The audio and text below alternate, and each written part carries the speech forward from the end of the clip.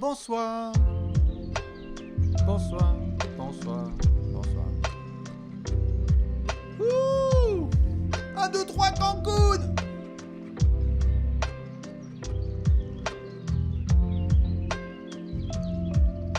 On est bien là? Oui, impeccable.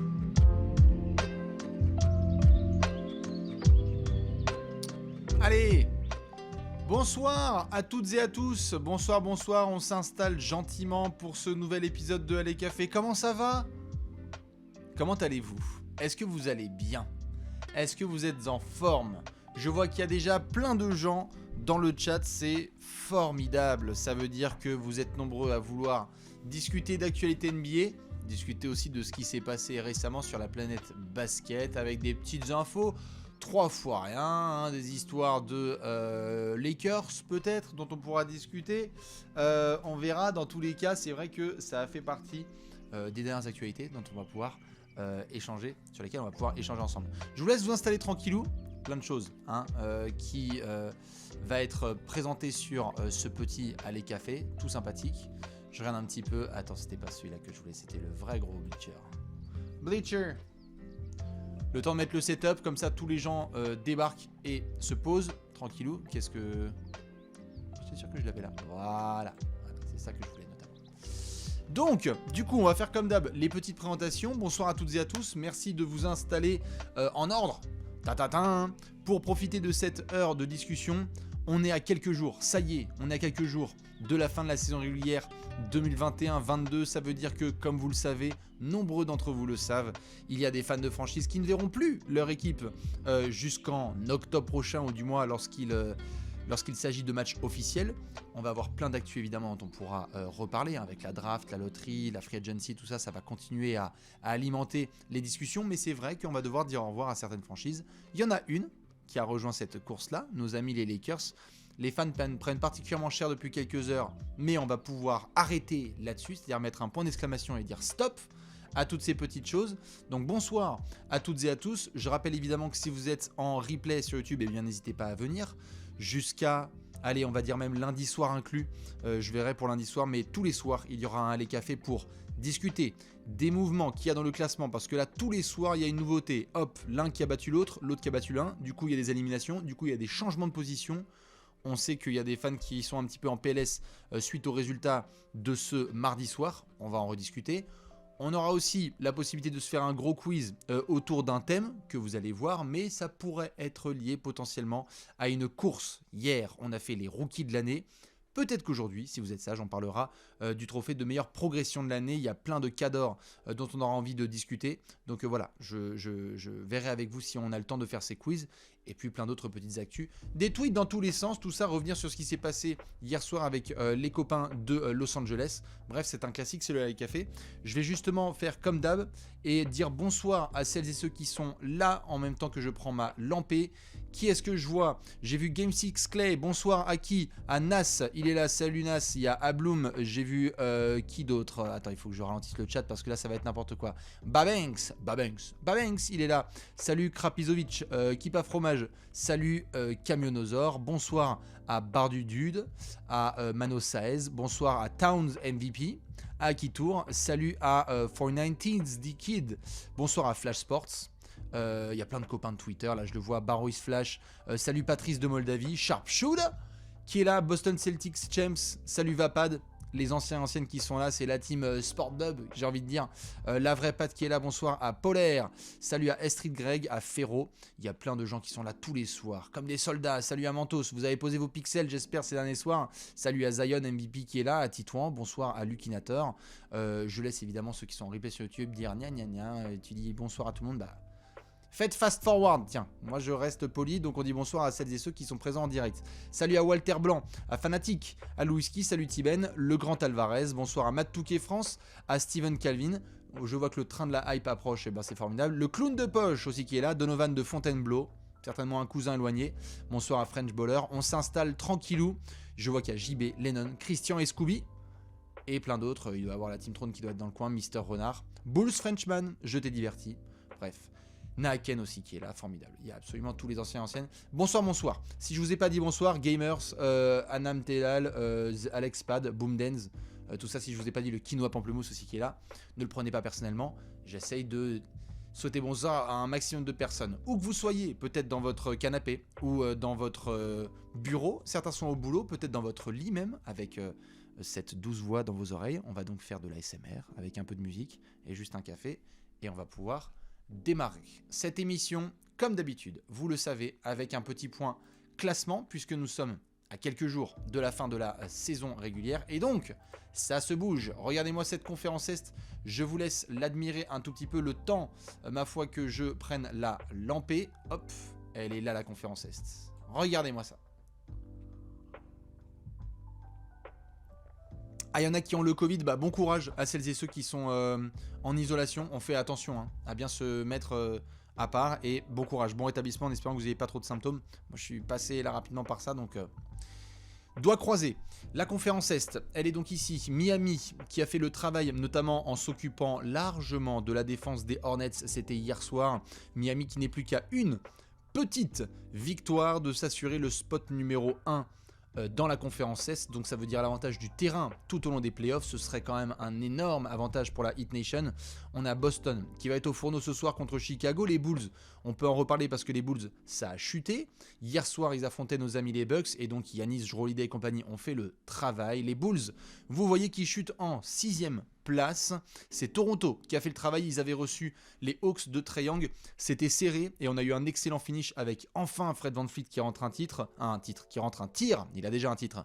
On a eu Siakam qui a été démentiel et qui se rapproche de sa All-NBA Team. On a eu Scottie Barnes qui a été toujours aussi chaud dans le hustle. Bravo à Toronto qui essaye justement de créer la distance, une petite distance avec les Bulls et peut-être se retrouver face aux Sixers au premier tour. Les Sixers, eux, ils sont 4e, ils ont battu les Pacers hier soir. Le son est super bas. Excusez-moi, on me dit que le son est super bas. Le son, il est ok là, non? Je vous laisse me dire, mais normalement, le son, c'est ok. Hein. Si le son, il est super bas chez toi, frérot, il faut que tu augmentes le volume. Non, c'est parfait.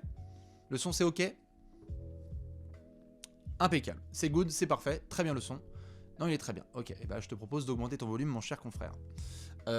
Donc, comme je le disais, Philadelphie est en 4e place aujourd'hui. Ils se sont fait plaisir à Indiana, puisqu'il y a Joel Embiid qui a fait une mixtape dans la raquette, et on a aussi Tyrese Maxey qui était monstrueux à 3 points avec 7 tirs à 3 points en première période. Pas de surprise là-dessus. Et donc, on a cette bataille. Est-ce que Toronto va affronter Philly? Et on retrouvera cette fameuse série de demi-finale de 2019 avec le shoot de Kawhi, mais il y aura toujours du Siakam, toujours du Joel Embiid, des garçons qui ont connu cette grande épopée, Tobias Harris aussi qui était là à l'époque.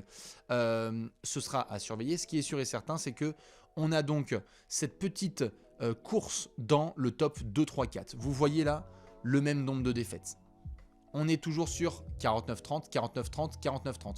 Ça se joue à rien. Certains peuvent peut-être poser la question, on a déjà évoqué les tiebreakers, c'est-à-dire lorsqu'on a une égalité à 3 équipes, qui l'emporte. Je ne l'ai pas sous les yeux, habituellement j'ai la règle sous les yeux donc je peux vous la sortir, c'est juste que là je suis complètement éclaté et qu'il va falloir tenir toute la nuit. Mais c'est Boston qui pour le moment tient ce tiebreaker et se retrouve avec cette 2e place. Il faudra confirmer notamment en battant les Bulls ce soir. Les Cavs ont fait une sale opération, ils étaient hier soir du côté d'Orlando, ça a perdu face au Magic d'un gros Mo Bamba notamment, donc ça fait une 37e défaite.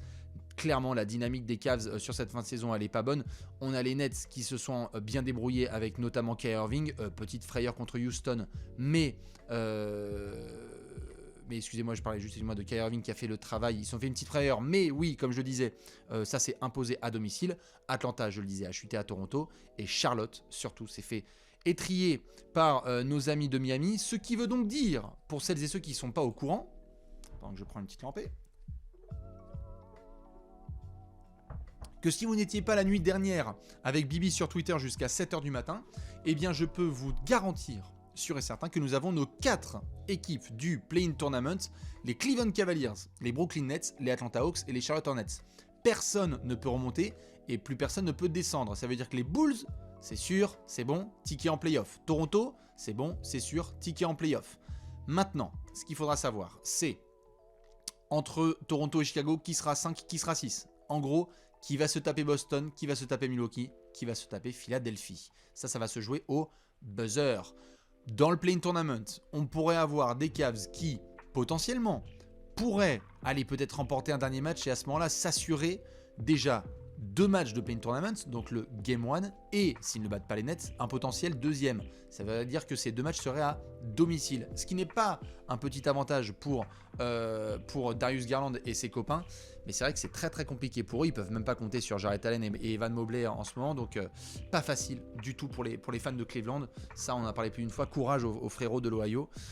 Brooklyn espère faire une remontada au buzzer. S'ils remportent tous leurs matchs, les Nets jusqu'au buzzer, et que Cleveland trébuche, eh bien les Nets pourraient se retrouver en 7ème place. Atlanta et Charlotte auront encore du boulot à devoir terminer. Je vous montre quand même les affiches pour ces 4 équipes. Allez hop, on va ouvrir ça pour vous donner une idée. Parce que donc on a nos amis les Cavs. Les Cavs, qu'est-ce qu'ils ont? Regardez, à jouer sur cette fin de saison. Ils vont... Oh là là, les Cavs.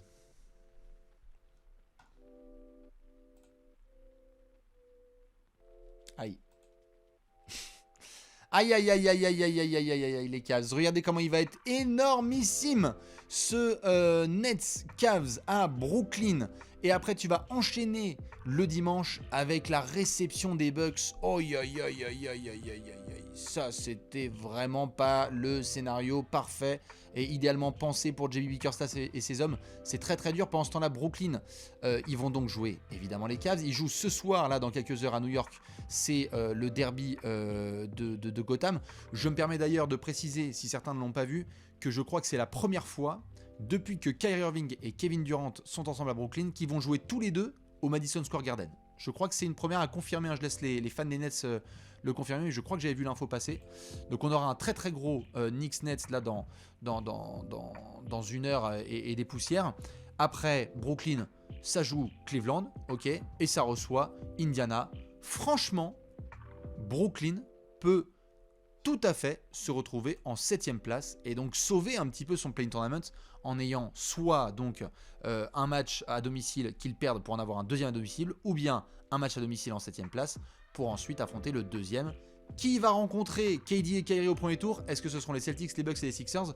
Comme vous pouvez le voir, ça va être intense jusqu'au bout. Je continue sur le programme. On avait dit que nos 4 équipes du play-in, c'était Cavs, Nets, Hornets et Hawks. Atlanta, ça va jouer contre qui? Contre Washington, ok. Déplacement à Houston, pourquoi pas, mais attention, ils sont taquins du côté du Texas. Et déplacement à Miami. L'idéal pour les copains de Trae Young, ce serait quand même de se dire, allez, Miami, ils vont s'assurer la première place à l'Est, ils vont reposer tout le monde. Je suis probablement en train de rêver, mais pourquoi pas? Parce que Miami, quand même, ils sont capables de faire des belles trappes sur Trae Young, et ça peut tout de suite devenir une soirée relou. Pour Monsieur Lamelo Ball, vu qu'on finit avec cette 4ème équipe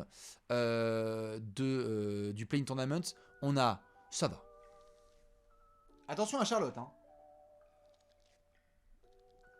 Charlotte peut peut-être mettre Atlanta dans la sauce.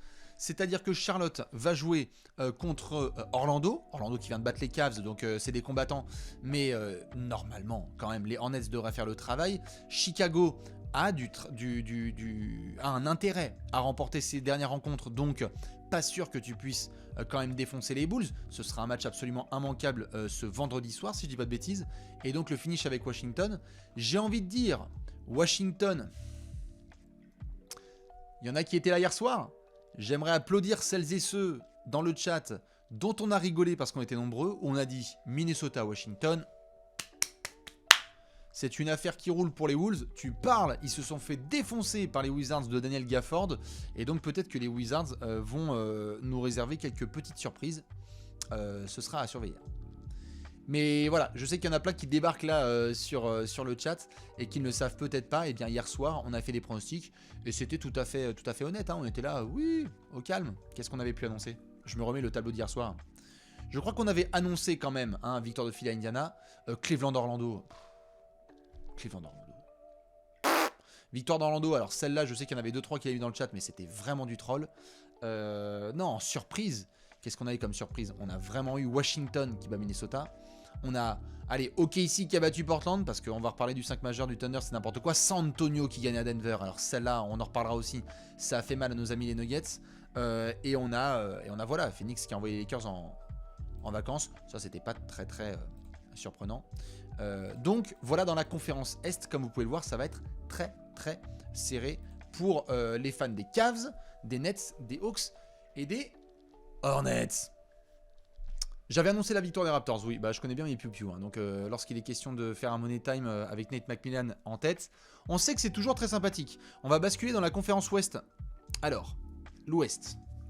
Les Suns, déjà j'ai envie de dire, plein écran, les Suns, faites comme moi s'il vous plaît, applaudissements. Applaudissements dans le chat pour nos amis les Suns qui ont validé leur 63e victoire de cette saison extraordinaire 2021-22, record de franchise, cadeau fabuleux, hein. On ne vous parlera pas de la rivalité entre Suns et Lakers, le fait que Devin Booker, Michael Bridges et Chris Paul envoient LeBron et compagnie en vacances et qu'en plus ils valident leur record en franchise, c'était quand même un grand moment pour eux, donc félicitations à nos amis de Phoenix. Je vois qu'il y a plein de clap-clap dans le chat, c'est formidable. Les Grizzlies, eux, ils ont failli battre le Jazz, c'était un thriller total à Utah, Utah qui s'est fait très très peur, hein, et heureusement qu'il a réussi à finir le boulot, mais c'est vrai que Memphis a juste consolidé sa deuxième place, il n'y a pas de problème là-dessus. Golden State, vous le voyez, ça bouge pas. Merci Rémi pour le package de 5 subs, tu es un amour. Et on va surtout surveiller nos amis de Dallas, parce que les copains, les Mavericks, vous le voyez, match absolument immanquable, et je dis pas en termes de qualité de jeu, je dis immanquable en termes de rendez-vous pour les Mavs. Ce soir, 1h du matin, vous inquiétez pas, je la mettrai à jour la petite bande. Merci, il n'y a plus de PQ, magnifique pseudo, merci pour le sub. Les Mavs vont jouer les Pistons, pas le droit à l'erreur, en déplacement à Détroit si je ne dis pas de bêtises. Luka Doncic doit faire le boulot, parce que si Dallas remonte gentiment, tu mets la pression sur les Warriors pour essayer peut-être de faire chuter Golden State au finish et être troisième de ta conférence. Attention à nos copains. Attention à nos copains. Je vois qu'il y a une très grande question. Et je vais y répondre tout à l'heure. Et je vois qu'il y a même des copains qui sont formidables qui y répondent tout de suite dans le chat.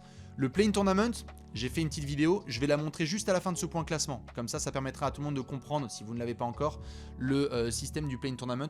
Je termine juste le tour de la conférence Ouest. Donc reste connecté. Je vais vous montrer cette masterclass qu'on a envoyée sur YouTube et sur tous les réseaux tout à l'heure. Donc, comme je le disais, Dallas et Golden State, bataille à surveiller. Utah qui a profité de cette bourde. Oh, la bourde des Nuggets. Oh là là, il y avait de la fatigue dans l'air. Nikola Jokic qui loupe des layups faciles, pas très bien entouré le MVP. Et donc Denver qui chute contre San Antonio. Énorme résultat des Spurs qui valident leur place dans le Play-in Tournament. C'est donc Utah qui passe devant. Utah valide au passage, comme vous le voyez avec cette petite croix qui est juste ici. Validation du ticket de playoff. Pas de Play-in Tournament pour le Jazz. Attention aux Nuggets qui pourraient se faire peur. Heureusement, les Wolves ont totalement trollé face aux Wizards et donc ils ont perdu. Sinon, ça aurait pu encore être une bataille. Denver doit finir le travail et Minnesota va faire tourner son effectif gentiment, j'imagine, puisque faudrait vraiment soit un miracle pour être en 6, soit une galère quelconque, une blessure. Mais t'as pas trop envie puisque c'est déjà verrouillé pour les Clippers en 8 et à surveiller donc Pelicans et Spurs. Puisque nous avons les Pélicans en 9e, les Spurs en 10e. Attention, pareil pour ces deux équipes. Je vais vous montrer le tableau tout de suite. Les Pélicans sont 9e, 35 victoires, 44 défaites. Les Spurs sont 10e, 34 victoires, 45 défaites. Allons voir le programme de ces équipes. Qui sera 9e, qui sera 10e. Les Pélicans, ça va jouer Portland. Ça, normalement, c'est in the pocket. Ensuite, tu vas à Memphis. Attention, les Grizzlies, même quand ils reposent tout l'effectif, ça peut rester une victoire. Surtout dans leur entre le FedEx Forum qui est difficilement prenable. Je rappelle que Golden State a beaucoup à jouer, donc le Pélican Warriors de ce dimanche soir 3h30 du matin, il va être absolument immanquable. C'est une des grosses rencontres de ce dimanche puisqu'il y a beaucoup d'implications dans ce match. Les Spurs, pendant ce temps-là, est-ce qu'ils ont un programme plus léger? Si je m'en souviens bien, pas tout à fait. Déplacement à Minnesota, sachant que les Wolves viennent de faire un peu n'importe quoi face aux Wizards, ça sent quand même le coup d'humeur, le saut d'humeur de nos amis Karl Anthony Towns et compagnie. Donc une potentielle victoire, une probable victoire des Wolves. Par contre derrière, il faut aller mettre la pression sur les Warriors. Et regardez, ça termine à Dallas. Attention, vu que les Warriors et les Mavs sont à la bataille, peut-être que Greg Popovich va pouvoir dicter certaines choses dans les affiches du premier tour. Il faudra évidemment passer par le Play-in Tournament pour les Spurs, et ils ne sont pas favoris. Mais dans cette bataille entre les Warriors et les Mavs, ça va être saisissant jusqu'à ce dimanche soir. Voilà un petit peu. Oui, les cernes, elles sont présentes, les cernes, elles sont top, mais en même temps, là, on est, je préfère le dire, hein, j'étais avec des copains tout à l'heure, là, on est dans le moment suprême de la saison NBA. Moi, je vais être là 20h sur 24, soit sur Twitter, soit en apéro, soit sur Twitch, pour vivre tous ces grands moments ensemble. On est dans le buzzer, là, dans les dernières minutes, les dernières heures de cette saison régulière 2021-22. Qui va être MVP, qui va être Most Improved, défenseur de l'année, coach rookie, qui va valider sa place. Pourquoi est-ce que je vous dis ça? Notamment pour un petit détail que peut-être certains ont oublié, mais que je tente de rappeler parfois. Vous connaissez mon amour pour les Atlanta Hawks. L'année dernière, Atlanta, pour des histoires de tiebreaker et de victoire au buzzer des derniers matchs de saison régulière, vous vous en souvenez ce qui s'est passé ou pas? On avait un jeu entre Miami, Atlanta et New York, les Knicks, hein, qui étaient top 5 à l'époque. Un jeu de classement. On se demandait qui allait être 3, 4, 5. Qui allait être 4, 5, 6 et comment ça allait se passer.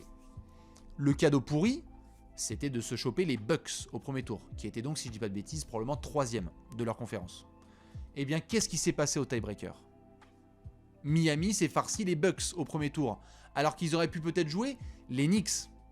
Du coup, Trae Young, il a rencontré New York. Un cheeseburger et des frites. Du coup, il s'est régalé total sur la tête de Spike Lee et de tout New York City. Donc un vrai coup de chance au niveau du tiebreaker, ce qui te permet après de rencontrer Philadelphie et d'avoir le process à faire péter et Ben Simmons qui s'en est pas remis depuis. Et de l'autre côté, les Bucks ont fait hop hop hop hop hop hop hop, on va jouer Miami là, vous me remettez la bouffe sur la table. Souvenez-vous après de la côte de Giannis, on ne joue pas avec la nourriture, ça a été un sweep total du hit de Jimmy Butler. Donc c'est pour ça que c'est très important et intéressant de regarder les dernières affiches de la saison régulière. Maintenant, je vois qu'il y a eu une petite question, je vais couper le son. Je vois qu'il y a une petite question sur le déroulé du Play-in Tournament. Pour ce faire, j'ai effectué une petite vidéo qu'on va pouvoir vous mettre. Je vais peut-être pouvoir augmenter le son. Et vous montrer ce que ça donne dans une vidéo explicative de 2 minutes. Je vous la mets juste là sous les yeux. Et comme ça, vous pourrez un petit peu comprendre ce que ça donne. Taladi, là. Normalement, si ça marche, ça marche. Ok, donc le Play-in Tournament, comment ça marche? Alors c'est très très simple. Déjà une chose, ça concerne les deux conférences. La conférence Est d'un côté et la conférence Ouest de l'autre. Dans chaque conférence, vous allez avoir 3 matchs. Un Game 1, un Game 2 et un Game 3. Le Game 1, il se joue entre les équipes aux places 7 et 8 du classement de leur propre conférence. L'équipe qui gagne ce Game 1, félicitations, elle va en play-off. Elle s'installe à la place numéro 7 pour affronter le numéro 2 de sa conférence. Un à l'ouest et un à l'est. L'équipe qui perd ce Game 1, eh bien elle va patienter gentiment car elle va affronter le perdant du Game 2. Et justement, parlons-en du Game 2. Le Game 2, il se joue entre les équipes aux places 9 et 10 du classement de leur conférence. L'équipe qui perd ce Game 2, elle peut réserver ses billets pour Cancun parce que sa saison, elle est tout simplement terminée. Allez, ciao, bye bye. Par contre, l'équipe qui gagne ce Game 2, elle va participer au fameux Game 3, face au perdant du Game 1 dont on parlait, et qui a gentiment attendu son tour en matant la France poser les pixels. C'est dans ce Game 3 que la pression est maximale, car le vainqueur du Game 3, il va participer au playoff, pendant que l'autre, il va pleurer sa daronne, et pendant des mois, parce qu'il va repenser à ce foutu match en boucle tout au long de l'été. Résultat des courses, l'équipe qui perd ce Game 3 sort la crème solaire, félicitations, vous êtes en vacances. Et l'équipe qui gagne ce Game 3, bravo à vous, elle va en play-off, place numéro 8, pour affronter le premier de sa conférence. C'est pas un giga cadeau, on va pas se mentir. Vous avez donc ces 3 matchs dans chaque conférence, à l'Est comme à l'Ouest. Le Play-in Tournament, il dure 3 jours, le temps de jouer tous ces matchs, tout simplement. Maintenant, un petit conseil. Préparez une grosse dose de sel, parce que ça va pleurer extrêmement fort chez pas mal de fans de franchise NBA, et nous, on vous débriefera tout ça en direct, comme d'hab, sur Trash Talk. Allez, ciao à tous, et bien évidemment, hâte de retrouver LeBron. Ah bah non. Voilà, du coup, je vais pouvoir remettre de la musique, bien évidemment, puisque c'était l'histoire de troller nos amis les Lakers avec un bon résultat final. Voilà, le son, normalement, ça devrait repartir. Tout à fait. Comme je le disais, c'est une petite vidéo explicative. Évidemment, certains l'ont remarqué, il y a un petit bug que j'ai essayé de régler au niveau des visuels. Ce n'est pas le Game 2 qui oppose donc les équipes 9 et 10. C'est le gagnant évidemment de ce match qui passe au round suivant et non pas le perdant. Voilà, c'est un petit bug. Dans tous les cas, cette vidéo explicative, vous pouvez la retrouver sur tous les réseaux de Trash Talk, Facebook, Twitter, Instagram, TikTok. Vous pouvez aller sur la chaîne YouTube de Trash Talk, Ça fait même un petit peu de sous dans la poche des copains, donc ça fait toujours plaisir. Voilà, je te parle de 5 centimes. Hein. Mais bref, n'hésitez pas à aller la checker et à la faire tourner. Je vois que certains ont posé la question. Oui, l'année dernière, j'avais déjà fait une vidéo explicative, mais elle était focalisée sur 2021. Du coup, j'ai voulu en refaire une qui puisse réactualiser les choses avec 2022, puisque nous avons notamment les amis LeBron et compagnie qui sont là.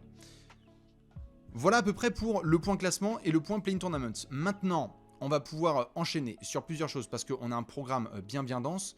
Déjà, qu'est-ce que je peux vous dire ? Je peux vous dire évidemment que hier soir, il y a eu 2-3 images assez fun dont je voulais parler avec vous. Nous avons eu nos amis du Thunder qui ont absolument régalé. Hein. Ça, regardez, c'est absolument tout ce qu'on aime. Le Thunder qui était mené 90-78 à 7 minutes de la fin. Résultat, ils ont collé un petit 20-4 qui a dû rendre fou, mais alors fou Sam Presti, hein, parce que alors là on est dans de l'anti-tanking total. Ils avaient battu les Suns, ils ont battu là les Blazers. J'ai envie de vous dire, regardez le match de ce soir, il y a Utah contre OKC, et on vient d'apprendre que Mike Conley et Donovan Mitchell sont absents, et qu'apparemment Royce O'Neal ne jouerait pas.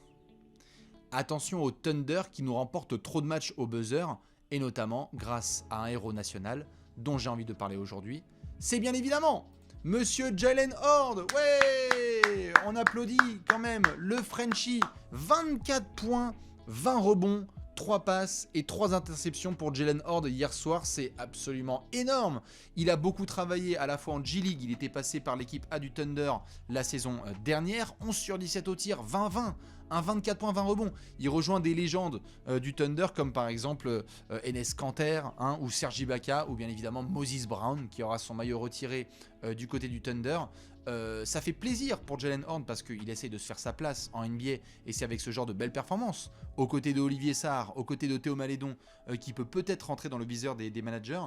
Donc vraiment très content pour Jalen Horde qui fait du hustle total, qui a ce jeu hyper énergétique et qui plaît beaucoup aux dirigeants d'OKC. Donc affaire à suivre sur les derniers matchs. Peut-être que ça peut être le début d'une belle aventure. Je sais aussi que les choses ont bougé pour Olivier Sarr. Je crois qu'il a été cut, si je dis pas de bêtises. Ou en tout cas que pour Olivier Sarr, c'était un peu... Les dernières infos sur Sarr, si vous les avez, parce que j'ai pas eu le temps de checker juste avant, mais Olivier Sarr, c'est... Olivier Sarr, c'est cut. C'est ça. Qui avait fait quelques belles performances aux côtés de Théo Malédon, mais Olivier Sarr, ça a été coupé. Bon, peut-être qu'on le retrouvera sur le circuit NBA. Ça aurait été cool quand même de le voir. C'est ça, pour un two-way contract. Dans tous les cas, très très chouette de voir Jalen Horde faire ça. C'était une nuit assez exceptionnelle en NBA parce que au niveau français, on avait Jalen Horde, 24 points, 20 rebonds. Et de l'autre côté, à Utah, Rudy Gobert aussi en 20-20. Il a fait un double-double, 20 points, 20 rebonds. Et je peux vous dire que la France, elle charbonne bien fort sous les arceaux et ça fait plaisir d'avoir deux intérieurs qui font le boulot, même en fin de saison, quand il y en a peut-être certains qui abandonnent. Donc voilà, petite dédicace à Jalen Horde s'il regarde et à Rudy évidemment, lorsqu'on se recroisera. On parlera 20-20, 20-20 vision comme on dit. L'émission de ce soir ne peut pas avoir lieu sans que je puisse vous montrer évidemment ceci. Alors, je sais que c'est une journée particulièrement difficile pour nos amis les fans des Lakers, dont la saison a été en elle-même très très difficile. Nous n'allons pas taper sur l'ambulance. On le fait depuis ce matin, tranquille, je sais que c'est dur, mais c'est la loi. Et ce que je veux dire par la loi, c'est que il y a eu pas mal de gens qui sont venus me voir en me disant « Oui, quand même, tu tapes beaucoup sur les Lakers ». Et je m'apprêtais à faire un récap qui tombera très certainement juste pour m'amuser sur les réseaux dans quelques jours. J'ai été faire un petit peu un tour des gens qui ont pris la sauce au niveau médiatique et des fans de plusieurs franchises parce que des fans des Lakers sont venus me voir et m'ont dit « Ouais, quand même, nous, on s'est fait tabasser plus que d'autres ». Et donc, je voulais m'assurer qu'on était bien sur la même planète parce que, si je dis pas de bêtises, les fans des Sixers avec Ben Simmons et le Game 7 l'année dernière, ils ont pris tarif. Avec Damian Lillard, Neil Olshey et Portland, cet été, on se pissait dessus. On a enchaîné avec les fans de Boston cet automne, qui je pense s'en souviennent très très bien, puisque en effet les Celtics étaient imblairables dans le Money Time et c'était la punchline de toute la NBA. On a fait les fans des Wizards qui se sont pris un bus de la part de Simon. Ensuite, on a enchaîné à la trade deadline. On s'est foutu de la gueule à la fois des Nets qui ont lâché James Harden, mais en même temps qui ont récupéré Ben Simmons. On savait pas ce qui se passait. On s'est foutu de la gueule du Jazz qui avait fait un statu quo total et qui venait de perdre, malheureusement, Joe Ingles. On a enchaîné sur les Knicks et les Kings, parce que les Knicks, on attendait bien mieux, et les Kings, record quand même, 2 saisons consécutives sans playoff. Fans des Lakers, bon là c'est gratuit avec ce qui se passe. Les fans d'OKC et d'Houston, là ça a été cadeau. Entre ce qui s'est passé avec Kevin Porter Jr., Christian Wood, toutes les histoires autour de John Wall, et à OKC, tout le foutage de gueule autour de Sam Presti, j'ai pas besoin d'en reparler. Le record de la branlée, quand ils ont pris la plus grande branlée de l'histoire de l'humanité à Memphis. Et après, on a enchaîné entre Toronto et Cleveland sur les histoires d'arbitrage, le Heat avec Spoelstra et Butler, Atlanta et leur défense de merde, les Pélicans lorsqu'il y a eu des punchlines sur Zion, Robert Sarver, le proprio des Suns, et enfin, le maillot retiré à Boston pour KG à l'encontre des fans des Wolves. Donc, bref, l'idée c'est pas, parce que je vois que certains le mettent, l'idée c'est pas de se justifier, c'est juste de calmer un petit peu le jeu. C'est-à-dire de rappeler aux fans qu'en fait, tout le monde va prendre la sauce, et que parfois, oui, ça peut être un peu dur, là en l'occurrence pour les fans des Lakers, de prendre de plein fouet une grosse dose de sel, mais c'est comme ça, c'est votre tour. Les fans de Boston en prenaient plein la gueule cet automne, maintenant c'est au tour de Los Angeles, donc c'est comme ça, voilà. T'as même oublié Chicago avant que la saison commence, tout à fait. Les Bulls, non mais tout le monde a pris, Donc, maintenant, on va pouvoir s'occuper de la gueule des Lakers. Voilà, vu qu'on aime le sel, il faudra que je vois avec Alex quand est-ce qu'on peut faire un apéro. On a quand même envie d'être dans les poufs et de se foutre de la gueule d'Anthony Davis. Ça, c'est gâteau, c'est gratuit. C'est gâteau, c'est gratuit. C'est cadeau, c'est gratuit. Donc, magnifique tweet de LeBron. C'était le 1er avril. Pour ceux qui ne le savent pas, on est le 7. Donc, c'était il y a à peu près une semaine que LeBron nous disait que sa saison était terminée. Je rigole. On se retrouve ou pas cet automne? Oui. Voilà. C'est officiel. Malheureusement pour notre ami LeBron, la saison, elle est terminée. C'est quand même horrible. C'est quand même horrible ce qui s'est passé comme finish. Alors, si j'avais totalement les droits, je pourrais vous montrer cette masterclass de vidéo que je vais vous laisser checker sur le compte Twitter de Trash Talk, où il y a un jeu de flûte traversière. Je vais juste vous mettre le début, mais après, quand il y a des images de NBA, je vais éviter, parce que sinon on va se faire strike et ça me fait un peu chier. Mais je vais juste vous faire démarrer avec un peu de musique, comme ça on pourra s'éclater. Juste pour le bonheur des oreilles. Normalement, ça devrait le faire.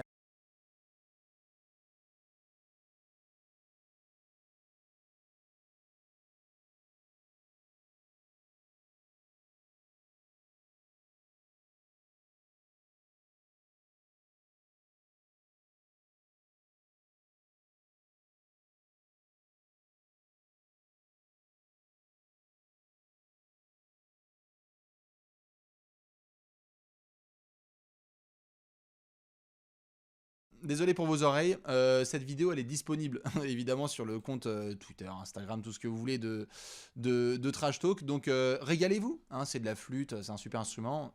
Vous l'avez très certainement pas utilisé depuis le collège, mais ça fait toujours plaisir. C'est une compilation qui revient sur notamment les grands moments des Lakers.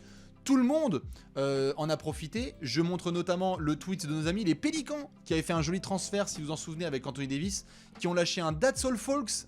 Désolé, puisqu'on sera dans la course au play-in. Alors certains se sont dit, j'ai pas la ref. Michel, j'ai la ref. Eh bien Michel, j'ai la ref, pourquoi?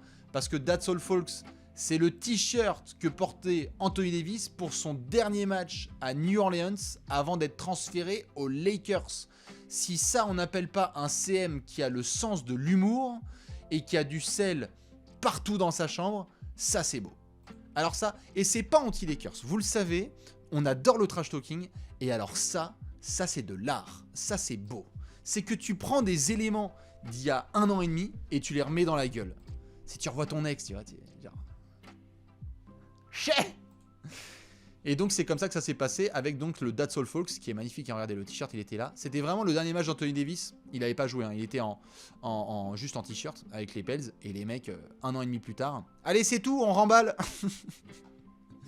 Ça c'est quand même très très beau. Donc au niveau du trash talking, j'étais obligé de vous partager ça. Mais ça reste quand même une déception totale pour les Lakers. Je vous rappelle qu'on est sur un bilan quand même de 31 victoires pour 48 défaites. C'est quoi? C'est le pire bilan de l'histoire de LeBron dans une équipe. Regardez le finish. Bon là là. Que des défaites, QDD. C'est terrible. Il y a plein d'articles qui ont été écrits sur le site de Trash Talk, je vous invite à aller les regarder. Il y a notamment eu des comparatifs avec les pires saisons dans l'histoire de la franchise des Lakers, parce que quand même il y a eu 2-3 saisons pas tout à fait cool, mais on parle d'une des équipes les plus titrées, mais même la plus titrée de l'histoire de la NBA, donc c'est pas tous les jours qu'on assiste à des daubes pareils, et surtout avec les attentes qu'il y avait.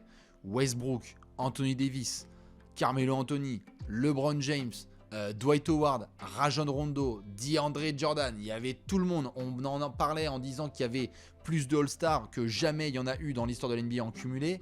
On se demandait ce que ça allait se passer. Il y a LeBron qui envoie ce tweet malheureusement que je vais peut-être retrouver et où il disait bah les gars continuez à dire de la merde sur c'est quoi, c'est LeBron Keep, je vais mettre LeBron Keep talking about.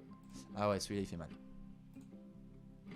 Continue à parler de mon équipe, hein, à nos âges, la façon dont on joue, la façon dont certains restent blessés, et qu'on est dépassé dans cette ligue, etc., etc.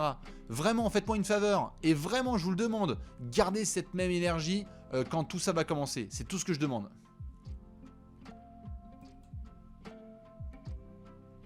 Le tweet a été supprimé, hein. Je crois. C'est un screen. Je crois que LeBron a dû le supprimer parce que c'est comme ça. Et malheureusement, c'est le jeu. Énorme saison de LeBron. Qu'on soit tout de suite clair, je suis pas là pour dire LeBron... Non, LeBron a été monumental. Il a été légendaire. Ce qu'il fait à son âge, ça n'a pas d'égal. Il est quasi meilleur marqueur de la NBA à 58 ans. C'est n'importe quoi. Le mec est une erreur de la nature. C'est formidable à regarder tous les jours. Ce qu'il a fait cette saison, je ne pense pas qu'on le reverra. On reverra, je pense, jamais ça à un tel âge. Soit à cet âge-là, soit à un niveau de saison. Parce que l'autre, il est là depuis 18 ans.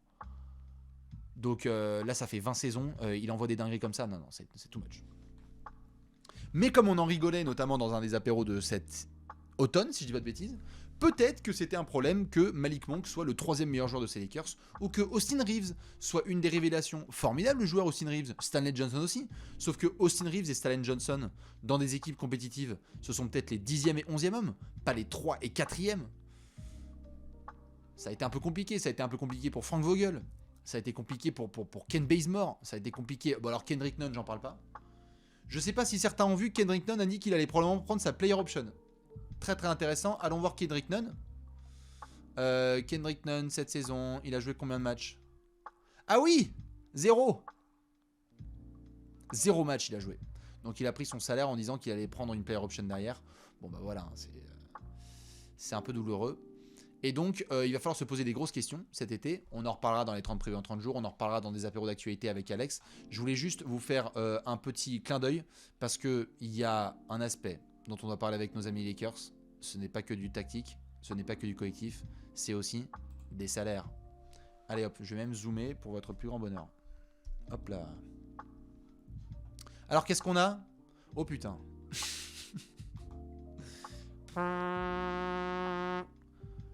Ah la violence. Donc j'imagine que Russell Westbrook va prendre sa petite player option, hein. Elle est qu'à 47 millions. Donc moi ça me va, hein. Ça me va. LeBron a 44 millions en année de free agency. Donc on en reparlera parce qu'il y a moyen qu'il y ait des équipes qui lui fassent du pied. Peut-être pour jouer avec Steph, peut-être pour jouer avec Bronny, peut-être pour jouer avec d'autres personnes. Anthony Davis, il est sous contrat. On espère qu'il va pouvoir jouer un peu plus de matchs puisque comme on le disait dans le dernier apéro avec Alex, Anthony Davis... Il a joué en 2 saisons 36 et 40 matchs. Hein. Je rappelle qu'il n'y a pas 42 matchs par saison. Donc c'est un peu compliqué pour AD, qui devrait peut-être passer la 50aine de matchs joués. Ce serait sympathique. Talen Horton-Tucker, bon bah là parfait. Hein. C'est le mec qui a été prolongé et qui a vraiment été le plus rassurant cette saison. Pendant ce temps-là, Caruso, incroyable à Chicago. Et je ne vous parle pas des autres Lakers qui ont migré. Kendrick Nunn, donc 1, 2, 3, 4, 5e meilleur salaire. Il n'a pas joué un seul match de la saison. Avery Bradley, Wayne Ellington, Carmelo Anthony. Et tout ça, évidemment... c'est que du contrat de 1 an minimum, et donc il va falloir reconstruire l'effectif. Donc demandez à Rob Pelinka de bien entourer ça. Tu sais que tu as LeBron, tu sais que tu as Anthony Davis, tu sais que tu as Stanley Johnson si tout ça va se garantir. Mais derrière, oh là là, pas de bêtises sur Austin Reeves. Hein. Faut prolonger les frères. Faites pas une Caruso 2.0. Le mec est bon, le mec est bon. Commencez pas à laisser partir des gars comme ça. Moi là où je dois vous poser la question, c'est sondage. Parce que comme vous le voyez là, un mec comme Malik Monk, il vient de prendre 1,7 million, il a fait une bonne saison. Il y a quelqu'un qui va lui mettre un pactole. Hein. Il a fait ce qu'il avait à faire, Malik Monk. Hein. Il était quasiment out of the league. Il n'arrivait pas à craquer la rotation des Hornets. D'ailleurs, ceci explique peut-être cela cette saison. Et là, il vient de faire une saison correcte médiatiquement. Bon, bah, il peut être en mesure d'aller voir un contender et dire, tu veux que je sois en sortie de banc, Terence Ross? Donne-moi les clés, frère. Ce sera juste 11 millions la saison. Voilà. Maintenant, si je dois vous poser une question, c'est évidemment sur le point le plus haut. Celui-ci. Russell Westbrook est encore sous contrat. Je ne vais pas dire que c'est la faute de Westbrook, ni blablabla, et faire ce genre de raccourci. Je ne mange pas de ce pain-là, d'accord, messieurs, dames. Il a fait comme il pouvait, et voilà. Et dans ce système-là, c'était pas possible. Il n'a pas été bon aussi à certains moments, il a été bon à d'autres, mais donc compliqué. Moi, la question que j'ai envie de vous poser, et donc je vais faire un sondage, c'est... Je vais le mettre sur Twitter de toute façon après. Le 10 octobre 2022, Westbrook est encore aux Lakers. Oui ou non? C'est simple. Ça veut donc dire est-ce qu'il va y avoir un transfert ou pas? Parce que il va pas être racheté. Hein, là, je vous mets le sondage. C'est parti, je vous laisse voter. Est-ce que les Lakers peuvent être en capacité, 1, de transférer Russell Westbrook, parce que sa cote par rapport à son salaire, là, c'est pas facile. Et de 2, est-ce que les Lakers ont vraiment envie? Est-ce qu'ils vont pas relancer Westbrook, LeBron et AD et se dire non mais il fallait qu'on entoure mieux cet effectif? On me demande si Westbrook ne va pas prendre sa player option. Et je dis, je fais pas cette réaction par rapport à la question, je fais cette réaction par rapport au scénario en fait. C'est-à-dire Westbrook, le mec, on peut comprendre qu'il soit en mesure de dire non, je vais pas prendre 47 millions. Bon, déjà, je sais pas vous, mais moi si on me pose la question, je les prends. Déjà, c'est une option. Donc c'est mon droit en tant que sportif, bah je l'active l'option. Allez hop, je prends. Mais si encore on était sur une situation d'une franchise qui s'entend bien avec le joueur et sur lequel il y a justement la possibilité de pouvoir discuter, négocier, d'accord. Mais Westbrook, moralement, il a pris trop cher cette saison. Il a pris trop cher de la part des médias, il a pris trop cher de la part des fans, il a pris trop cher de la part de coéquipiers, il a été pointé du doigt, à juste titre, la plupart du temps. Mais donc on va demander en plus de ça à ce mec qui s'est fait donc pas mal malmener, de lui dire hey, écoute, vraiment désolé cette saison, tu peux nous faire une ristourne de 20 millions de dollars? Et même moi je dirais non. Alors imaginez Russell Westbrook. Ah non, c'est mort. Moi je pense que voilà, il va... Ouais, tout à fait, je vois les histoires de Vogel qui l'a mis sur le banc et tout pour des fins de match. Que ce soit une bonne ou mauvaise décision. Vous pensez que Westbrook il va dire genre non, je ne pense pas. Après, on peut être surpris, mais je ne pense pas. Je pense que Westbrook, il va prendre ses 47 et il va dire, bah voilà, moi je joue aux Lakers. Je suis proche de ma famille, je suis à Los Angeles, débrouillez-vous avec LeBron et AD pour mieux les entourer, et moi je vais être le meneur. Voilà. Et vous êtes donc, on est à 50-50 ? Ah, vous faites exprès. Oh là là là là. On est à 50-50. Bon bah bon courage aux fans des Lakers. Hein. Et bon courage à Westbrook aussi. Hein. 50-50 parfait. On peut pas faire mieux. C'est terrible. Et donc, à mon avis, il va prendre ses 47 millions et puis basta. Voilà. Mais si je voulais vous montrer cette grille de salaire, c'était notamment parce que certains vont se faire le replay et vont voir que ça parle notamment des Lakers. L'idée, c'est pas juste de balancer du trash talking dans tous les sens et de dire ouais, allez-y, tapez sur l'ambulance, tabassez les fans des Lakers, le goudron et les plumes, etc. Non. L'idée, c'est évidemment, une fois qu'on a tous bien rigolé, c'est de voir quelles sont les solutions. Et donc, on va voir cet été ce qui se passe. Parce que tous ces contrats-là, ça dégage. Avery Bradley, j'ai du mal à croire que ça va repartir. Wayne Ellington, Carmelo Anthony, Dwight Howard, Trevor Isaac, Ken Bazemore, Malik Monk, etc., etc. Peut-être Austin Reeves. Certainement du Stan Johnson. Avec ce qui s'est passé, il y a eu du contrat d'ailleurs qui a été signé en cours de saison. À voir pour Malik Monk. Mais sinon, il va falloir que tu construises bien mieux. Bien mieux. Il faut que Rob Pelinka se retrousse les manches. Et prenne une vraie décision. Peut-être que ça passe par transférer Russell Westbrook s'il y arrive. Mais qui pourrait récupérer son contrat en dernière année de contrat d'ailleurs, avant qu'il soit libre? C'est pas facile, à 33 ans, avec son rythme de jeu, avec son volume de jeu, avec son registre si particulier quand même. Je veux dire, là, ce n'est pas contre Russ, parce qu'il gambade de franchise en franchise, mais il est passé par Washington, ça s'est pas très bien passé. Il est passé par Houston, ça s'est pas très bien passé. Il est passé par les Lakers, ça s'est pas très bien passé. Alors on peut continuer à dire que c'est la faute du management patati patata, mais tout le monde a sa part de responsabilité.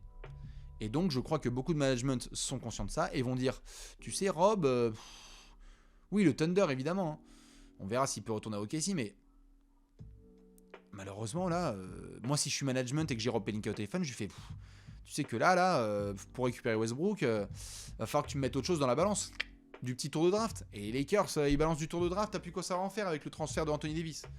Donc t'as pas beaucoup de flexibilité. Voilà, c'est ça la réalité. Il va falloir que Rob Pelinka montre que c'est un bon general manager, ce qu'il avait fait pendant l'année pré-bulle. Et après, par la suite, on s'est posé des questions sur André Drummond, Marc Gasol, etc. On s'est dit bon, et ça s'est confirmé avec certains garçons qui sont partis, comme monsieur Alex Caruso, notamment. Donc voilà, vous pouvez voir évidemment que monsieur Lou Holding continue à toucher 5 millions de dollars.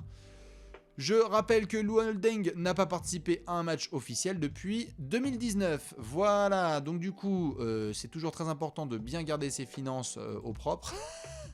On va pouvoir enchaîner, puisque pour nos amis les Lakers, l'idée ce sera de devoir enchaîner cet été avec une draft. Je ne sais plus où ils en sont dans leur situation de pic de draft. Il faudra que je revienne dessus à l'approche de la loterie notamment, mais je crois qu'il y avait des histoires notamment avec les Pélicans. Je crois que les Pélicans récupèrent le pic des Lakers d'ailleurs. Cette saison, une bêtise comme ça. Je vais vérifier, excusez-moi. Juste par souci professionnel. Pélican, pic. Pélican, pic. C'est pas ça, ça? Ouais, je crois qu'ils récupèrent. Ouais, les Pels ont le tour de draft. Ouais. Oui, voilà. Voilà, les fans des Lakers, là, je crois que la légende est assez claire. Les fans des Lakers qui voient cette équipe manquer les playoffs avec LeBron et AD dans le roster. Et en plus, tu donnes un top 10 pick de draft aux Pélicans. Super, voilà. À se casser les couilles. C'est casse-couille, des bionasiers. Donc c'est vrai que c'est particulièrement frustrant. Donc la draft, tu vas la regarder gentiment en espérant que les Pélicans fassent pas une nouvelle masterclass au niveau des choix de draft. Hashtag Herbert Jones. Et bah, peut-être... se ramener à la free agency et essayer de séduire. Mais c'est compliqué. J'allais vous poser une autre question. Je vais faire un deuxième sondage. Est-ce que, selon vous, Frank Vogel est encore le coach des Lakers la saison prochaine? Je vais mettre, pardon. Je refais, excusez-moi. Je vais reposer la question. Est-ce que Frank Vogel reste? C'est plutôt ça. Je vais mettre oui ou non. Est-ce que Frank Vogel reste, selon vous, aux Lakers? Le sondage, il est lancé. Allez-y. Je vous laisse me dire ce que ça donne. Là, à mon avis, ça va être un peu moins 50-50. Voilà. Est-ce qu'il y a quelqu'un sur Terre qui va dire oui? Je sais pas. C'est vrai qu'il n'aura pas fait une saison extraordinaire. Mais là aussi les ingrédients qu'on lui a donnés. Je sais pas si c'est lui que je tape en premier sur l'échelle du j'ai fait du caca avec les Lakers cette saison. Dans tous les cas, je crois que c'est assez clair. Vous êtes 90% à dire que Vogel dégage. Donc bon. Vu que Rob Pelinka il passe sur Twitch pour regarder Trash Talk, yes, you can fire Frank. Qui ira se refaire sa vie ailleurs, puisqu'il a quand même été déterminant dans le titre des Lakers de 2020 dans la bulle, et c'était pas que du LeBron et AD, qu'on arrête de dire des bêtises. Voilà dans tous les cas, pour ces petits points infos. Je voulais juste terminer, avant de faire du quiz, avec un petit point sur cette fameuse course au Most Improved Player. Alors, progression de l'année 2022. Trash Talk. Parce que c'est tout un débat, bien évidemment, avec des joueurs qui ont fait des vraies grosses saisons.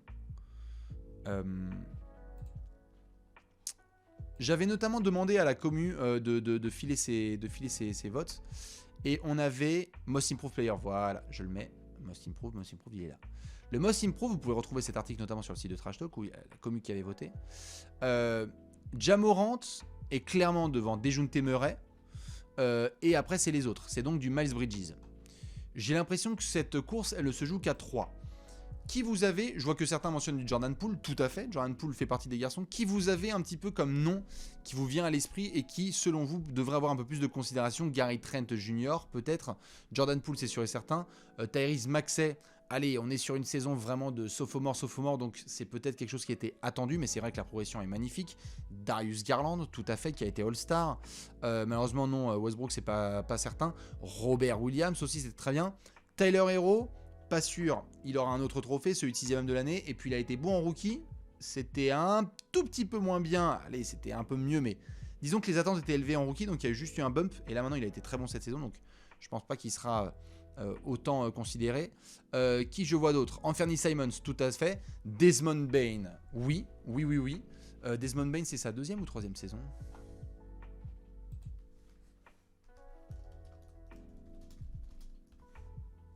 Desmond Bain.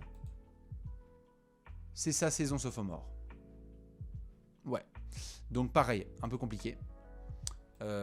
Souvent, c'est réservé aux joueurs qui ont un peu plus de 2 années parce que la 2e année, c'est considéré comme une année où les joueurs doivent progresser parce qu'ils connaissent mieux la NBA. RJ Barrett, tout à fait.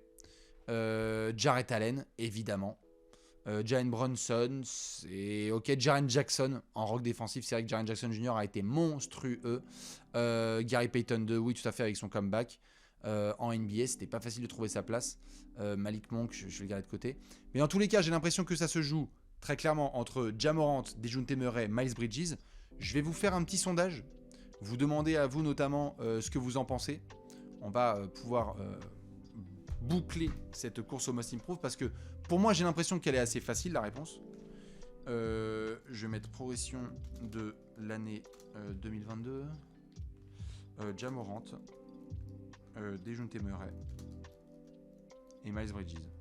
C'est un cas vraiment particulier hein, avec ce qu'a fait Ja Morant. Après, le sondage est parti, hein, vous pouvez répondre.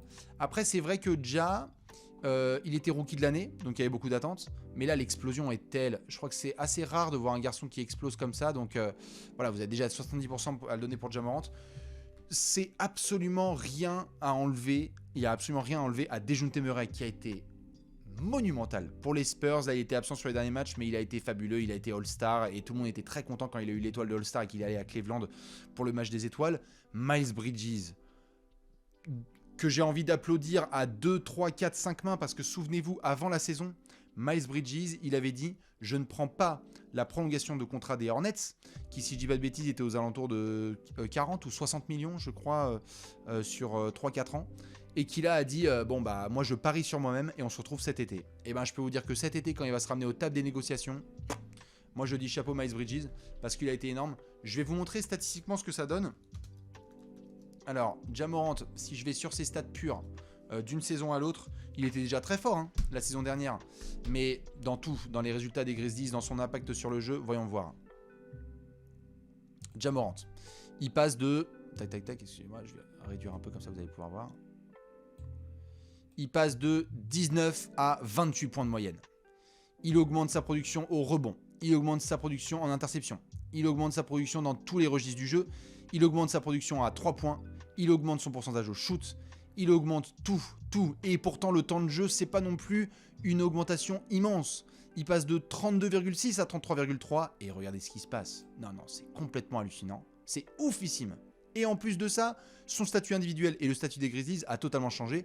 On a parlé de Ja Morant dans la course carrément au MVP. Je veux dire, les Grizzlies sont 2e. Alors oui, Memphis cartonne sans Ja Morant, ça c'est sûr et certain.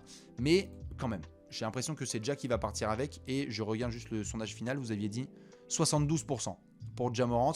Dejounte est 2e et Miles Bridges, voilà, il a quelques pourcents. Je vous montre juste pour Monsieur Dejounte Murray. La progression, elle est comment? La progression. On passe de 16 à 21 points de moyenne. On passe de 7 à plus de 8 rebonds. On passe de 5 à près de 9 passes. Meilleur intercepteur de la NBA. On a des pourcentages à 3 points qui ont augmenté. On a même des pourcentages au shoot aussi qui ont fait le travail. Hein, 46,3, c'est meilleur en carrière. Meilleur en carrière. Et le leader incontestable de Spurs qui sont au Play-in Tournament. Donc c'est vrai que Dejounte, je pense que, évidemment, comme le dit My Man Grizz, tous ces joueurs le méritent, le trophée. Et c'est une course un peu à part. C'est-à-dire que je pense que dans n'importe quelle année normale, Dejounte Murray, il est MIP. Vraiment, je le pense. Mais là, on a un extraterrestre. Et Ja Morant, je pense que voilà, il va repartir avec. Je fais juste un petit tour chez Miles Bridges. Après, je passerai par Jordan Poole et Anthony Simons juste pour finir. Et après, on va se faire un quiz. Miles Bridges, oh la progression, qu'est-ce qu'elle est belle. Regardez-moi ça. Miles Bridges, il passe de 13 à 20 points de moyenne. Boum. Il passe de 6 à 7 rebonds. De 2 à 4 passes. Il y a l'interception en plus, il y a toujours autant de contres. À 3 points, ça a un peu chuté parce que les volumes ils sont devenus énormes. Et au shoot global, avec tous ces tomards, on est bon. Mais tu passes de 13 points, joueur discret, à 20 points de moyenne, c'est absolument dingue. Et c'est vrai que ça a aidé notamment à péter le plafond des Hornets, qui reste quand même au Play-in Tournament comme la saison dernière, mais tu peux te dire que tu vas avoir Miles Bridges et la Melo Ball long terme à Charlotte, et ça c'est assez excitant en fait. C'était pas forcément le plan initial il y a quelques mois. On parlait de Miles Bridges comme un joueur de 2, 3, 4e rideau, et puis on voit. Jordan Poole, je montre juste ce qui s'est passé pour Jordan Poole, qui avait été bon en fin de saison dernière. Là, l'explosion, elle est honnête, elle est un petit peu moins bonne que celle de Miles Bridges, mais c'est vrai que son impact a été énorme pour les Warriors, notamment en l'absence de Klay Thompson et ou après de Stephen Curry. De 12 à 19 points quasiment, de 12 à 18 points. Il y a de la passe en plus, il y a du rebond, le temps de jeu de toute façon a augmenté, hein. Il est passé de 19 à 30 minutes. À 3 points, c'est meilleur, on est passé à 37%. Au shoot, c'est bien aussi, 45%. Et au lancer, il est impeccable, 92%, il est avec Steph parmi les meilleurs de la NBA. Donc Jordan Poole, c'est vrai que ça a été du très très bon travail qui a été fait tout au long de la saison. Mais je pense qu'on va être sur Ja Morant et que ce sera une des courses où il y aura le moins de suspense parce que Ja Morant est le joueur qui doit remporter le trophée de meilleure progression de l'année. C'est un phénomène. Il était déjà très fort, mais c'était un petit peu un joueur en attente. Très highlights, YouTube, réseaux sociaux, etc. Mais est-ce que c'est un des meilleurs meneurs au monde? Et je crois qu'on se souviendra longtemps de cette phrase de Ja Morant avant la saison, où il a dit « Je pense que je fais partie des 5 meilleurs meneurs au monde », et qu'on s'est regardé en disant « LOL », eh bien moi j'ai envie de dire, 8 mois plus tard,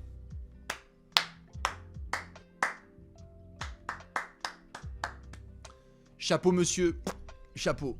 Chapeau, chapeau, chapeau. C'est très très rare de voir ça. On rigole souvent de... Enfin, on rigole. On regarde avec nostalgie ce que Derrick Rose avait fait en 2011, où il était arrivé en camp d'entraînement. Il avait dit pourquoi est-ce que je ne serais pas le MVP? Quelques mois plus tard, le mec, il fait ça. Ja Morant, il débarque, il dit « Je suis un des 5 meilleurs meneurs de la planète ». Aujourd'hui, sur cette saison, en tout cas, c'est difficile d'en mettre tant que ça devant lui. Sur la saison, hein, je parle. Hein, juste sur la saison. Toute simple. Vous pouvez préférer la propreté de Chris Paul et l'expérience. Vous pouvez préférer le leadership de Stephen Curry et son jeu. Vous pouvez choisir Trae Young, mais moi je prends Ja Morant cette saison avec tout l'amour que j'ai pour Trae. Vraiment, vraiment. Je pense que c'est un peu fou. Mais c'est bizarre ça qu'il y en a qui disent qu'ils m'entendent pas. Comment ça? Est-ce que tu peux mettre le son plus fort? Mais je comprends pas, c'est toujours mon son, non? Bon, je vais mettre un petit peu plus fort, mais normalement on entend bien. Vous me confirmez qu'on entend bien, non? C'est bizarre. Le son est nickel, non? C'est assez clair. On entend bien? Bon, bah voilà. Écoutez, je ne sais pas. Ce qui est sûr, c'est qu'il est minuit 58 et qu'on va devoir se dépêcher. Je vais vous balancer un petit quiz. Allez, on va essayer de le remplir en moins de 10 minutes. Vous savez que j'aime bien faire des thèmes. Chaque soir, jusqu'à dimanche soir, on fait une course au trophée. On fait le petit quiz qui va avec. Et donc, je vous propose qu'on nomme les joueurs qui ont remporté le trophée de meilleure progression de l'année depuis 1986. Ta-ta-ta, je vais pouvoir vous filer le lien dans quelques secondes.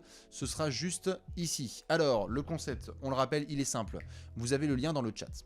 Vous pouvez évidemment l'ouvrir et le lancer sur votre navigateur. Et donc, vous allez être sur Sporcle avec ce fameux quiz des Most Improved Players depuis 1986.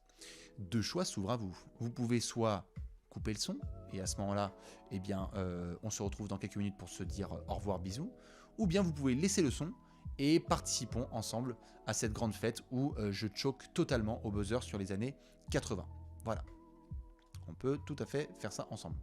Du coup, je vous laisse me confirmer que vous avez ouvert le lien parce que là, minuit 59, je démarre dans moins d'une minute et après, le temps de le faire, bah, les matchs ils vont commencer. Hein. Et alors, on a un programme, les copains. Vous avez vu, c'est quand même une dinguerie. Est-ce qu'on est prêt? Est-ce qu'on est bon? Je vous laisse me mettre oui dans le chat. On se fait ce quiz donc des meilleures progressions de l'année depuis 1986. Et on va pouvoir voir s'il y a quelques GOAT parmi les gens. On est bon? Allez, je remets une dernière fois le lien. Et je vais pouvoir ensuite démarrer ce quiz. 10, 9, 8, 7, et 6, et 5, et 4, et 3, et 2, et 1, et top chrono. Alors, on va faire ça par année. 2021, New York Knicks, Julius Randle, LOL. New Orleans Pelicans, 2020, c'est BI. C'est Brandon Ingram, la meilleure progression. 2019, Toronto, Pascal. Tout à fait. Les Pacers de 2018. Victor Oladipo. Allez, on enchaîne. Les Bucks de 2017. Oh bah ça va vous faire bizarre. Hein. Eh oui, il a tous les trophées l'autre. Giannis Antetokounmpo en 2017. 2016, Portland. CJ McCollum. Tout à fait. Les Bulls de 2015. C'est Jimmy ça?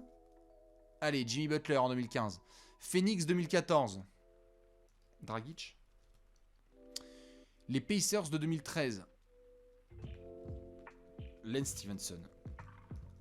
Non, Paul George. Allez, on enchaîne. Orlando 2012. Oh, Ryan Anderson. Les Wolves de 2011. Kevin Love. Les Rockets de 2010. Aaron Brooks. Les Pacers de 2009. Danny Granger. Le Magic de 2008. Jameer Nelson. Gortat. Dwight. Courtney Lee. Le Orlando Magic de 2008. Putain, c'est qui ça? JJ Redick. Bon, je vais retrouver. Orlando 2008. Juste avant la saison où Rashard Lewis. Turkoglu. Ah oui, c'est Turkoglu en 2008. Incroyable. Golden State 2007. Oula. Corey Maggette. 2007, les Warriors. Baron Davis. Mike Dunleavy. Al Harrington. C'est pas Andres Bidrins?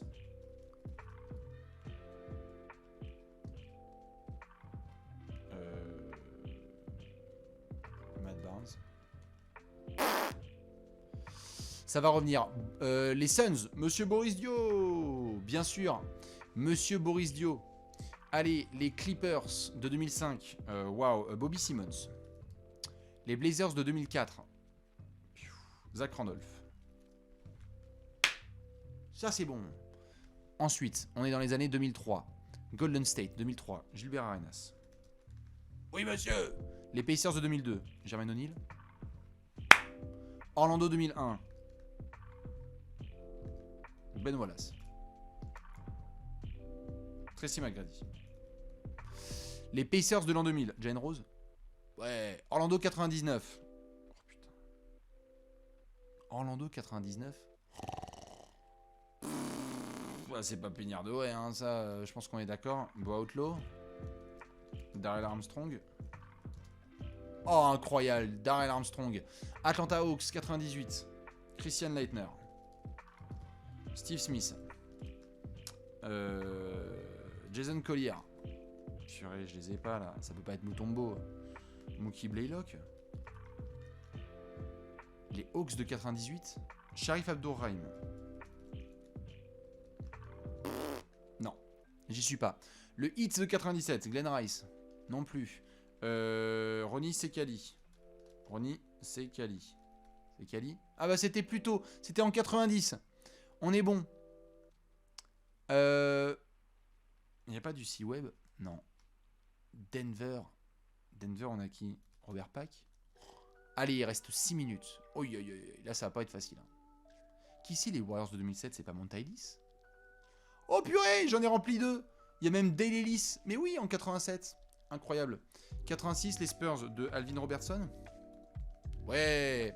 Les Blazers de 88. Jérôme Kersey. Non. Clyde Drexler. Non plus. Terry Porter. Non plus. Buck Williams. Non plus. Kevin Duckworth. Allez. Les Suns de 89. Oh là là, Tom Chambers. Kevin Johnson. Parfait. Orlando 91. Putain. Qui c'est qu'il y a dans cette équipe? Scott Skiles. Oh, oh. Allez, les Bullets de 92. Tim Legler. Non. Chris Gatling. Non plus. Je ne sais pas, c'est pas grave. Les Nuggets de Voshon Leonard. De Voshon Leonard. Non plus. Les Sixers de 95. Stackhouse. Non. Les Sixers de Coleman. Les Sixers de qui en 95? Ron Mercer. Derek Harper. Ron Harper. Ben Harper. Oh là là, c'est compliqué là. Il reste 5 minutes pour les 7 derniers.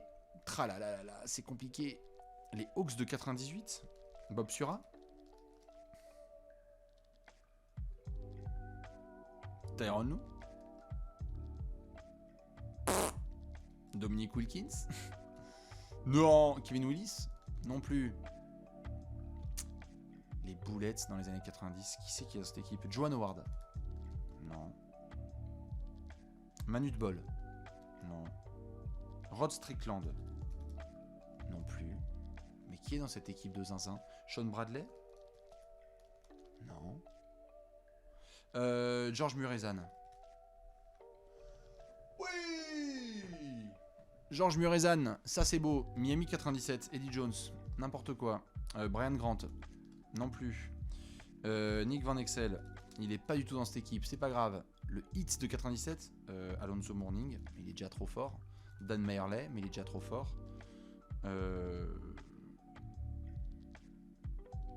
Bo Kimbles.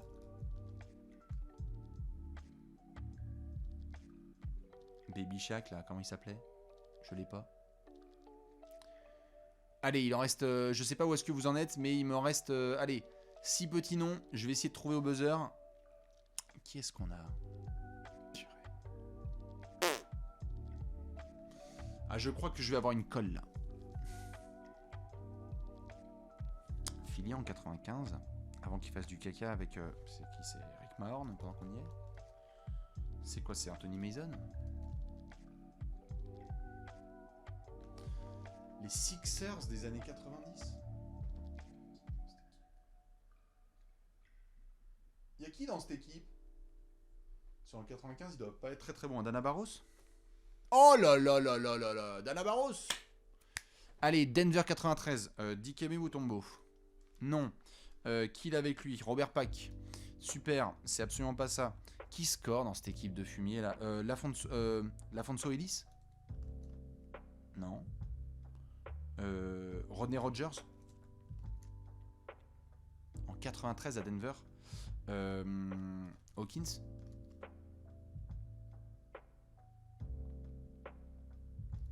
Gary Payton. LOL. J'y suis pas du tout. 97 le hit. 97. Qui ils ont dans cette équipe de fous furieux là? Parce que c'est les années Knicks versus Heat. C'est pas Oakley, hein. Ça se saurait, hein. Qui c'est qu'il y a chez eux là? À Miami à l'époque? PJ Brown? Bruce Bowen? C'est vrai que c'est Ceballos?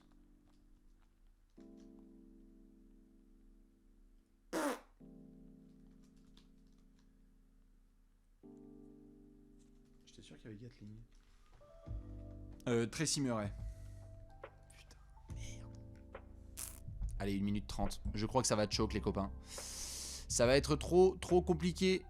Les Hawks, mais j'étais sûr que c'était Sharif Abdour. Je l'ai peut-être mal écrit. Abdour Rahim. C'est pas Sharif Abdour Rahim? Et bien à ce moment-là, Mahmoud Abdul Raouf? Non.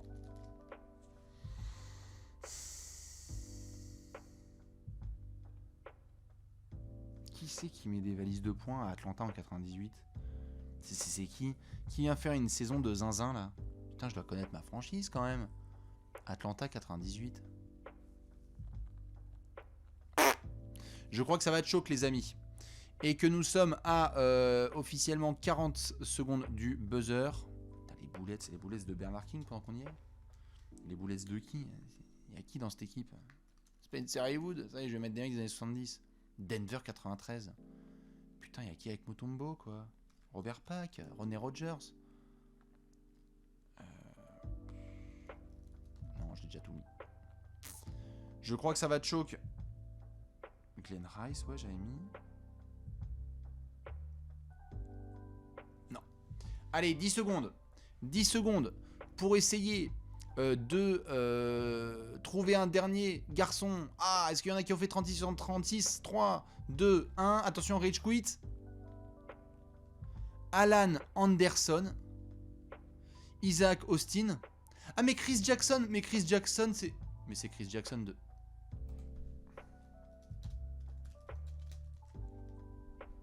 Chris Jackson. Mais c'est Mahmoud Abdul Raouf. C'est son nom. avant d'être converti. Oh non, c'est pas grave, c'est comme ça. Pervis Ellison, c'est perdu. Don McLean, bon bah alors là, John McClane, hein, dédicace à Bruce Willis. Isaac Austin, très bien. Et Alan Anderson. Vous avez fait combien? Bah oui, normalement, Abdullah Raouf, c'est bon. 30, 20, 22, formidable. Ah, c'est vrai que celui-là, il était dur. Mais demain, on se retrouvera pour un nouveau Allez Café avec un autre trophée. Et donc, on fera peut-être une autre course. Qu'est-ce que ce sera? 6e homme, coach, défenseur. Ce qui est sûr et certain, c'est que moi, je vais devoir vous laisser. Donc, premier message, merci à toutes celles et ceux qui étaient là. Vous étiez encore des milliers à être présents sur ce Allez Café. C'est toujours un plaisir. Nous sommes dans le dernier virage de la saison régulière 2021-22. Donc, comme d'hab, je vais vous souhaiter, à ceux qui vont se coucher, une très bonne nuit. On se retrouvera demain, même heure, même endroit, à minuit, sur Twitch, pour parler ensemble d'actu NBA avec de nouveaux résultats. Pour celles et ceux qui vont suivre les matchs, on se retrouve tout de suite sur Twitter. Il y a la tasse qui va être remplie à nouveau de café. Encore plein de bêtises à envoyer sur l'oiseau bleu. Et pour celles et ceux qui regardent ce replay, eh bien, je vous souhaite un excellent début de journée. Très bon café. Ceux qui sont en pause déjeuner, régalez-vous. On se retrouvera très très vite, soit sur YouTube, soit évidemment sur Twitch, pour vivre toutes les grandes actus de NBA jusqu'à l'arrivée des playoffs. C'est formidable, la vie est une fête. Dernière semaine des saisons régulières, on va vivre chaque instant ensemble en direct. Je vous fais 150 bisous, prenez soin de vous.